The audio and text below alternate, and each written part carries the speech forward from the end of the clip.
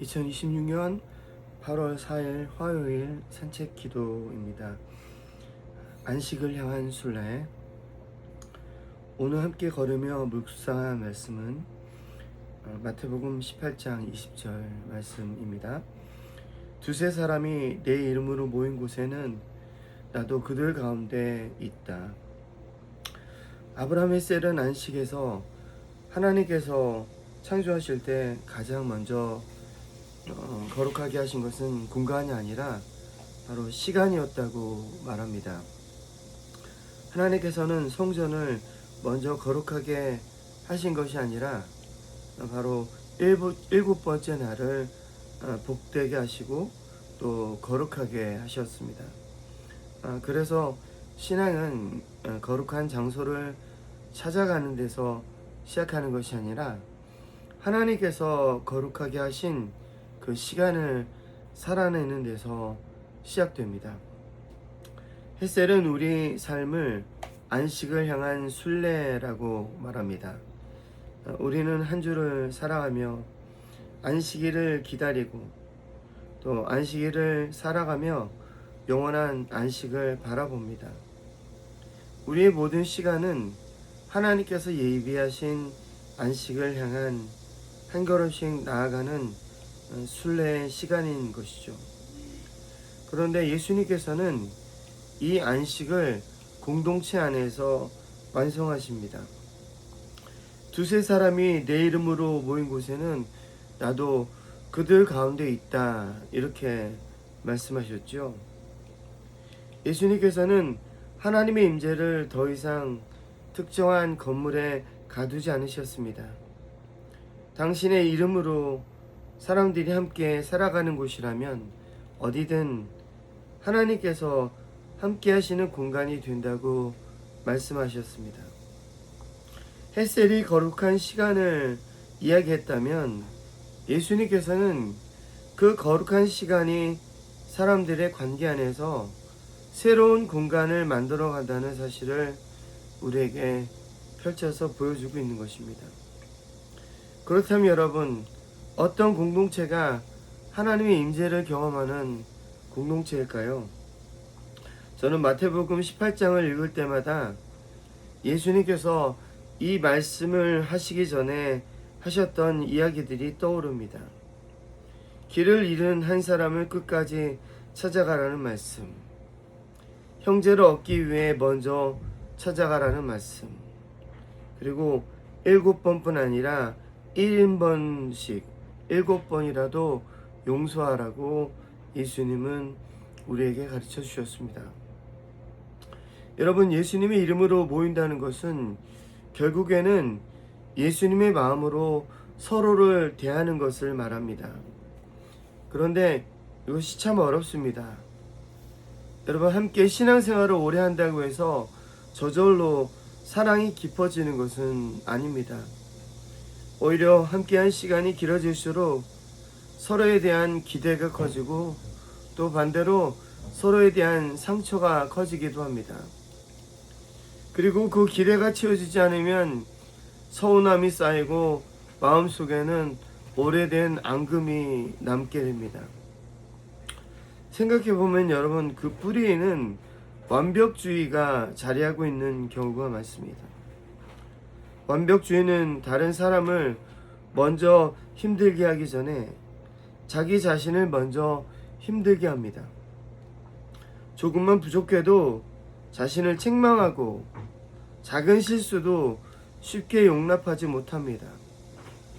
늘 더 잘해야 한다는 부담 속에 살아가기 때문에 마음에 안식이 없습니다. 그리고 우리는 자신을 대하는 방식으로 또 다른 사람을 대하기도 합니다.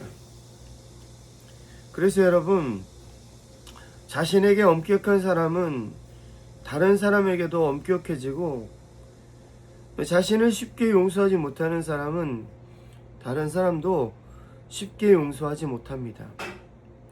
사랑한다고 말하면서도 마음 한편에서는 조금 더 달라졌으면 좋겠어, 내가 원하는 모습이 되어줬으면 좋겠다는 기대를 내려놓지 못하고 상대방에게 계속해서 요구하게 되는 거죠. 그러나 여러분, 복음은 전혀 다른 곳에서 시작됩니다. 예수님께서는 완벽한 사람을 부르신 것도 아니라 있는 모습 그대로의 사람을 부르셨습니다. 세리 마태도 충동적인 베드로도 의심 많은 도마도 먼저 받아들이셨습니다. 변화된 뒤에 사랑하신 것이 아니라 사랑하셨기 때문에 변화가 시작되었던 거죠. 그래서 저는 사랑을 이렇게 정의해야 한다고 저는 생각합니다. 사랑은 상대를 있는 모습 그대로 받아들이는 것, 저는 그것이 사랑이라고 생각합니다. 여러분, 이 말은 잘못을 옳다고 말하는 것이 아닙니다. 그 사람을 변화시킬 일을 내 손에서 내려놓는다는 뜻인 거죠. 변화는 하나님의 일이고 사랑은 오늘 우리의 일이기 때문에 그렇습니다. 생각해보면 하나님께서도 우리를 그렇게 사랑하셨습니다. 하나님은 우리의 죄를 외면하지 않으셨지만 죄 때문에 우리를 저버리지도 않으셨습니다. 있는 모습 그대로 우리를 받아들이시고 예수 그리스도 안에서 우리를 새로운 삶으로 초대하셨습니다. 그 사랑을 경험한 사람은 자기 자신도 있는 모습 그대로를 받아들일 수 있습니다. 그리고 자기 자신을 받아들일 수 있는 사람만이 다른 사람도 있는 모습 그대로 받아들일 수 있습니다. 어쩌면 여러분, 안식을 향한 순례는 먼 길을 떠나는 여행이 아니라 완벽해야 한다는 짐을 내려놓는 데서 시작되는 것인지도 모르겠습니다. 내가 나를 심판하는 일을 멈추고 다른 사람을 심판하는 일도 멈추는 것입니다. 그리고 하나님께서 나를 사랑하셨듯이 한 사람을 있는 모습 그대로 품어주는 겁니다. 예수님이 나를 사랑하는 방식으로 나도 나를 사랑하고 그 방식으로 타인을 사랑해야 한다는 겁니다. 그럴 때 예수님께서 약속하신 말씀이 우리의 공동체 안에서 이루어질 것입니다. 두세 사람이 내 이름으로 모인 곳에는 나도 그들 가운데 있다, 이렇게 말씀하신 것이 우리의 삶 가운데서 일어날 수 있다는 겁니다. 하나님의 임재는 완벽한 사람들이 모인 곳에 머무르는 것이 아니라 서로를 있는 모습 그대로 받아들이며 함께 하나님을 바라보는 사람들 가운데서 머무른다고 저는 믿습니다. 그곳이 바로 안식의 공간이고 하나님 나라를 미리 살아가는 공동체가 될 것입니다. 오늘의 질문, 첫 번째, 나는 하나님께서 나를 받아주셨다는 사실보다 여전히 내 부족함을 더 크게 바라보고 있지는 않습니까? 네, 이 생각을 좀 물어봤으면 좋겠어요. 가끔 가다가는 좀 그런 생각을 하면 좋을 것 같아요. 그냥 편하게 앉아서, 의자에 앉아서 나를 바라보는 거죠. 네, 하나님이 나를 어떻게 바라보시고 하나님은 나를 어떻게 판단하실까? 하나님은 나를 어떻게 생각하실까? 생각한다면 하나님이 나를 생각보다 더 많이 사랑하시는 분이라는 것을 우리는 알게 될 겁니다. 그런데 사실은 이 자존감이 낮은 부모들의 경우 오히려 자녀들에게 자존감을 높이기보다는 오히려 자녀들의 자존감을 좀 잘 길러주지 못하는 것을 보게 되는데요.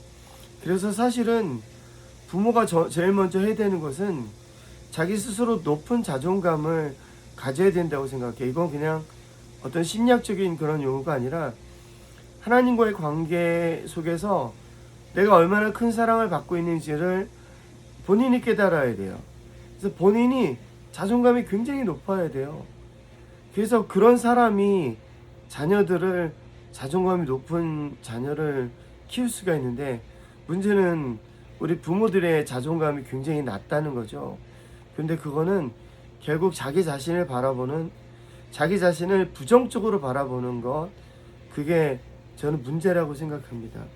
그래서 여러분, 오늘 우리는 하나님께서 나를 받아주셨다는 사실을 좀 깨닫고, 또 그것을 좀 생각해야 될 거라고 생각합니다. 두 번째, 나는 사랑이라는 이름으로 누군가를 바꾸려고 하고 있습니까? 아니면 있는 모습 그대로 받아들이고 하나님께 맡기고 있습니까? 우리는 계속해서 뭔가 바꾸려고 하죠.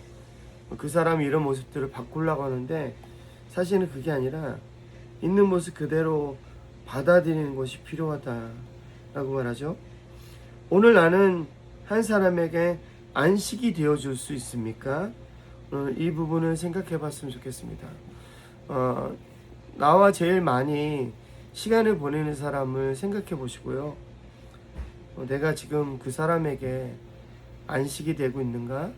우리가 다시 한번 생각하고, 그렇게 우리가 함께 살아가는 사람들에게 안식이 되고자 노력하는 우리가 되면 좋겠습니다. 기도하겠습니다.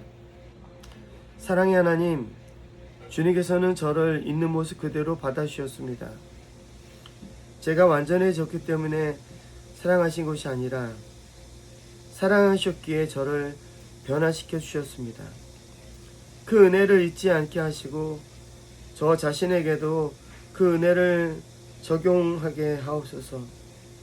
완벽해야 한다는 무거운 짐을 내려놓게 하시고, 제 부족한 속에서도 저를 사랑하시는 주님의 시선을 바라보게 하옵소서.